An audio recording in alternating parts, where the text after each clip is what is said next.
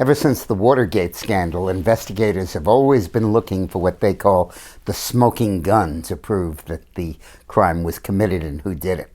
Well, they found a smoking gun in the Benghazi hearings yesterday.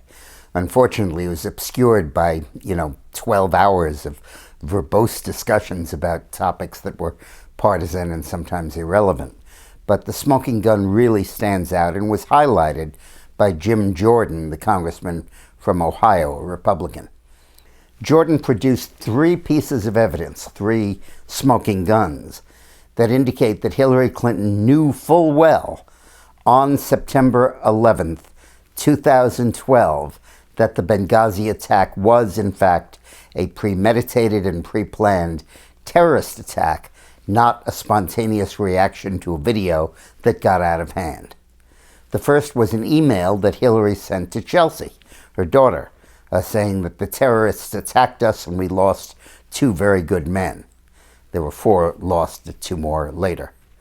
The second was a memo of a phone call she had that night with the Prime Minister of Egypt, in which she specifically said, "Our sources indicate that the video had nothing to do with it."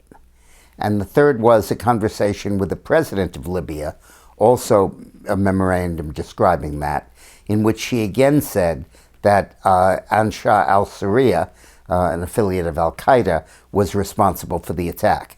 So in all 3 of those, there was a clear indication that she knew damn well that this was a premeditated terrorist attack, and that all the stuff she and the president cooked up about claiming that it was a video simply to nullify its impact in the election 56 days later was absolutely baloney.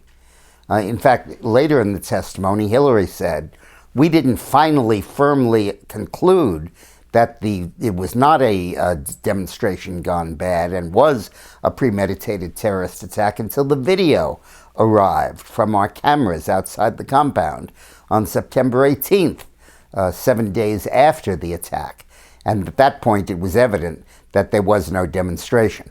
Well, how come on September 25th, a week later, President Obama goes before the UN General Assembly and spends 10 minutes talking about the inflammatory video and how terrible that was and how it provoked violence?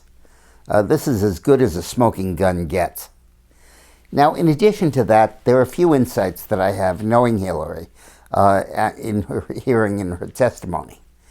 The first is her line, which is basically, security was not my department. She said, "I was responsible for sending Stevens.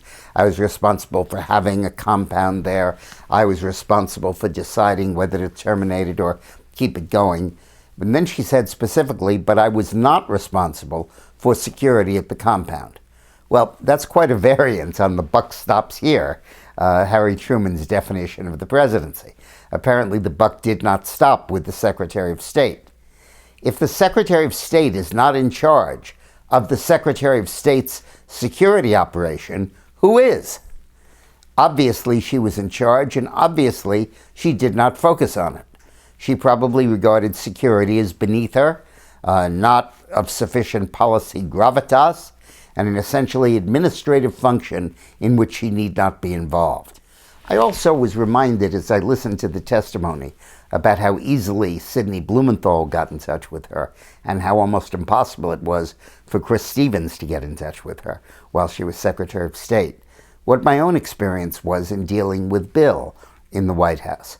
I had incredible access to him, and the senior members of his administration did not. I remember at one point I was meeting with Dick Holbrooke 2 years after he had negotiated the Dayton Accords that ended the war in Bosnia. And Holbrooke told me, and I almost fell off the chair, that he had never met President Clinton privately. He said, "I've seen him 2 or 3 times, but always in groups, and I've never had a private conversation with him." And that absolutely floored me. And here I was talking to him every day. Then a few months later, it came home to me very graphically when Holbrooke called me and said, "I'm about to go on a mission to confront Milosevic, the dictator of Serbia, over violations in the Dayton Accord." And he said, "But I'm not authorized to threaten a renewal of economic sanctions." And I said, I think the president wants you to threaten that. And he said, nope, Tony Lake and Warren Christopher, National Security Advisor and Secretary of State, have ordered me not to. So I said, well, let me call you back. And I picked up the phone and got Clinton on the phone, as I always did, and told him Holbrooke doesn't think he's authorized to threaten sanctions. And Clinton said, you tell him he is authorized to threaten sanctions. I want him to threaten sanctions. Without sanctions, we'll never get Milosevic to back down. So I called Holbrooke and I said, the president has just told me that you are authorized to threaten sanctions, and the president has every intention of imposing sanctions if Milosevic doesn't back down. Who is I, a politician, a political intermediary, a strategic advisor to the president, to be carrying that kind of message from one to the other?